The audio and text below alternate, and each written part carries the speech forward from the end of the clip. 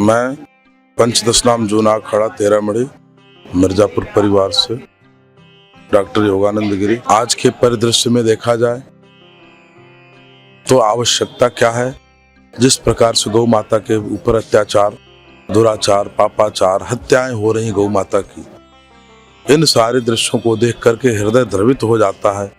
ये आज द्रवित नहीं हो रहा है, आज के कई दशक पूर्व परम पूज्य श्रद्धेय करपात्री जी महाराज के नेतृत्व में भारत की संसद के उपवास में जाकर के भारत के भिन्न भिन्न भागों के संतों ने एक आंदोलन खड़ा किया था, जिस आंदोलन में मात्र एक मांग थी कि गौ माता को राष्ट्र माता घोषित किया जाए, गौ हत्या बंद हो।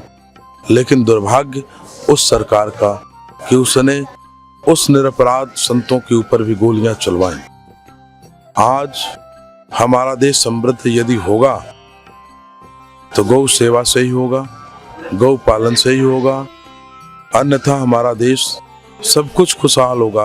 लेकिन हमारे देश में शांति नहीं हो सकती है। हमारे देश में यदि शांति की स्थापना करनी है तो गौ माता को राष्ट्र माता घोषित करना ही होगा।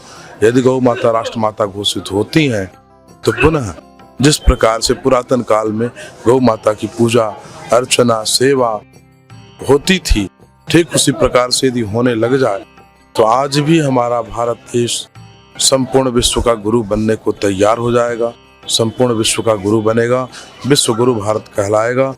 विश्व गुरु भारत को बनाने के लिए, भारत को हिंदू राष्ट्र बनाने के लिए सर्वप्रथम आवश्यकता है कि गौ माता को राष्ट्र माता का दर्जा दिया जाए।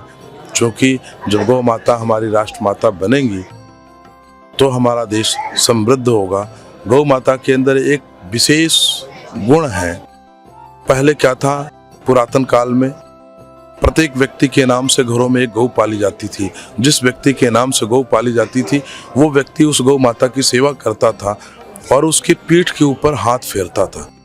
आज दुनिया में अल्ट्रासाउंड मशीनें आई हैं, लेकिन हमारी गौ माता के अंदर परमात्मा ने अल्ट्रासाउंड मशीन देके भेजा है। आज भी किसी भी व्यक्ति को मेडिसिन लेने की जरूरत नहीं है। एक गौ को पालन करना है, गौ को पाले, उसकी सेवा करे, सेवा के बाद प्रतिदिन गौ माता की पीठ के ऊपर जो उसकी मेरुदंड है उसके ऊपर प्रतिदिन मात्र केवल आधा घंटा अपने हाथों को फेरे। आधा घंटा हाथ फेरने से गौ माता संपूर्ण बॉडी का स्कैन करती हैं और स्कैन करने के बाद अपने दूध में वही पदार्थ देती हैं जो उस व्यक्ति को जरूरत हो, जो उसको रोग है। उस रोग से निदान के लिए माँ हमेशा अपने बच्चे के लिए सकारात्मक सोचती है। तो गौ माता भी इसी प्रकार से वो हमारा स्कैन करके वो समझती हैं कि हमारे बच्चे को क्या जरूरत है। तो हमारे पुरातन काल में इसी प्रकार की व्यवस्था थी। प्रत्येक व्यक्ति के नाम से एक गौ माता का पालन होता था, फिर उस दूध का पान उस व्यक्ति को कराया जाता था। तो उसे इन बड़े बड़े एम्स और बड़े बड़े अस्पतालों में जाने की जरूरत नहीं होती थी। वह स्वतः ही निरोगी हो जाता था, आरोग्यता को प्राप्त कर लेता था।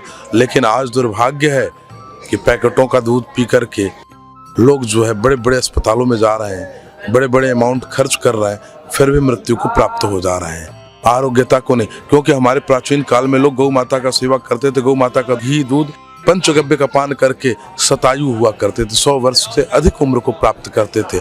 आज वही लोग हैं, आज इन सारी चीजों से विमुख हो गए, जिसके कारण आज वो शतायु नहीं शठायु हो गए हैं, 60 वर्ष की आयु में समाप्त हो जा रहे हैं। तो ये उनका दुर्भाग्य है।